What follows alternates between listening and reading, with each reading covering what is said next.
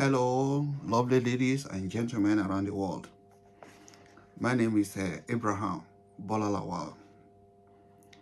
The title of this presentation is The Horrible History. That is Nigeria Horrible History. Nigeria was sold to Britain for 865,000 pounds. I will be reading from one of my books published some years back. Nigeria was created on the foundation of corruption, to say the least. George Tubman Goldie, 1846 to 1925, was a British merchant, military officer, and explorer who worked assiduously to pave way for British rule in the Niger area as a British colony, after preventing other foreign countries such as Germany and France, who also had both economic and political interests in annexing the Niger area as their own colony. It was the Niger area that was later coined Nigeria by Flora Louise Shaw, that's Lady Lugard. The strategy employed was to make Nigeria kings and warrant chiefs to sign a treaty with the company he formed to cede all their political and administrative power to his company, the United African Company, which was later changed to National African Company. In 1886, the company became the Royal Niger Company, which he now ceded to the British Crown for about 865,000 pounds and transferred its territories of Nigeria to Britain as a Northern and Southern protectorates in 1900. How did Goldie achieve this for Britain? Goldie, together with all his past successors, used one important method. Goldie identified his commercial interest in a territory in Africa. It was in 1886 when the Royal Niger Company was formed and incorporated as a British company, though operating in what is today known as Nigeria. As part of Goldie's strategy that appeared to help him in his exploration and conquest, he formed the constabulary known as Hausa Militia or Hausa Constabulary. There were 20 people and were all Hausas. It was the constabulary that later grew in number and operation to become the Nigeria Armed Forces of over 200,000 officers and men today in Nigeria.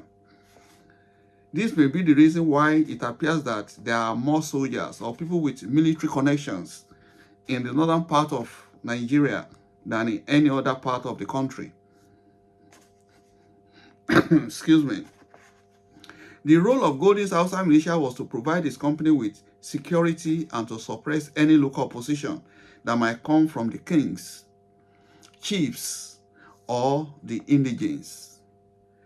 In return, the militias enjoyed prestige and power that came with their enforcement role. After Goldie, Nigeria began with the era of a constitutional development, which was named after each incumbent colonial governor.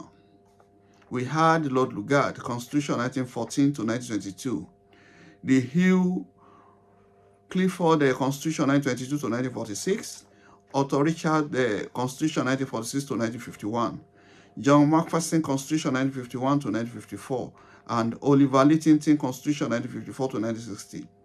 Oliver Littington Constitution was an instrument towards Nigeria's independence in 1960. Going forward, to address the issues properly, let us bring onto the table the proposed Nigerian vision. What is the Nigerian vision?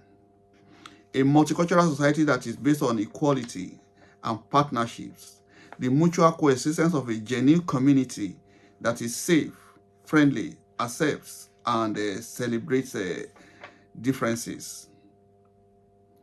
Nigeria became independent in 1960. It obtained political independence and later became a republic in 1963. However, the only thing that changed was that white rulership was replaced by black rulership, with the status quo unchanged. White masters were only replaced with black masters. It is always the same with all the cultures and tribes in Nigeria without any exception. There has been no level playing ground. It now depends on how much you can navigate the storm and follow the flow. It is now more or less become the survival of the fittest. Ironically, before the British official colonization in Nigeria, religions were introduced as agents of imperialism. It was first used to reach out to people as superior religion, and people were discouraged from being idol worshippers. And those who challenged them were silenced, severely dealt with, and even killed. They did not achieve all that without the help of Nigerian local kings and chiefs. Even in the East, where there were no kings, warrant chiefs were appointed to help the British in the indirect rule. After independence, the privileged few Nigerians who ascended the authority and their successors had been using the same strategy to remain in power. Not everything is bad about the introduced foreign religion, because the religious organization established schools and hospitals in Nigeria like Catholic schools, Ahmadiyya schools, Baptist schools, Islamic schools, Anglican schools, and others. We have to be wary of religion and its true purpose and be able to separate it from governance and stop using it the same way the colonial master used it negatively on us. Then, consciously and unconsciously, we now use it on ourselves by ourselves. The aim of religion is to provide people that follow their faith with emotional stability. Anything outside that has to be questioned critically. We must separate governance from religion. Building churches and mosques in local government offices should be discontinued. It is unconstitutional. It is against the Nigerian Constitution, Chapter 1, Section 10. The government of the federation or state shall not adopt any religion as state religion. You do not need to have a religion to be a Nigerian. If you want to go to heaven according to Christian or Al-Jannah according to Muslim, it is your choice. You cannot be rubbing your religion on everyone's faces or perpetrate a crime against humanity indirectly by helping some people stay in power, and you, as a religious leader, gaining financial benefits at the peril of your followership. There is freedom of religion, and people can change from one to another at will.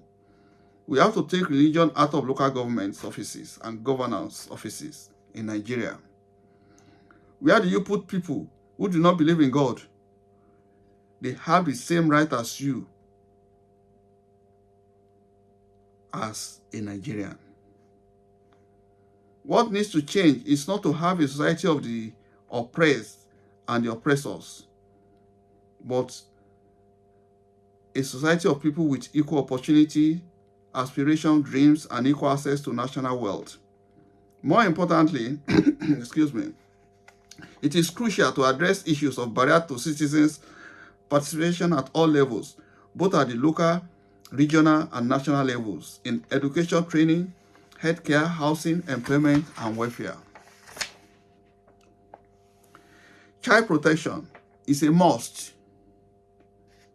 Child protection is at the forefront of global initiative on sustainable development. It is an internationally demanding program which provides international legitimacy to any government that adopts measures in support of this initiative.